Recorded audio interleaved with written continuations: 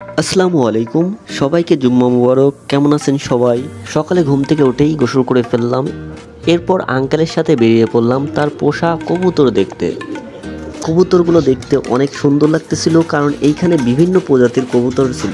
দুঃখের বিষয়ে আমি কবুতর চিনি না। এরপর আমার হাতে ডিম দিল, আমি ডিম নিয়ে একটু ফটোশ্যুট করলাম, মানে ভিডিও করলাম।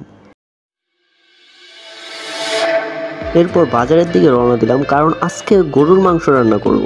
প্রথমে সম্পূর্ণ বাজার ঘুরে প্রয়োজনীয় জিনিসগুলো কিনে নিই। এরপর দোকানদারের কাছ থেকে 1 কেজি গরুর মাংস কিনি। এরপর সোজা বাসায় চলে আসি। বাসায় এসে রান্নার কাজ শুরু করি। সব কিছুই যখন কিনা শেষ, এখন রান্নার কাজ। প্রথমে চাল ধুয়ে চুলায় আগুন ধরাই। এরপর মাংস রান্নার জন্য পেঁয়াজ, রসুন ও ইত্যাদি জিনিস রেডি করি।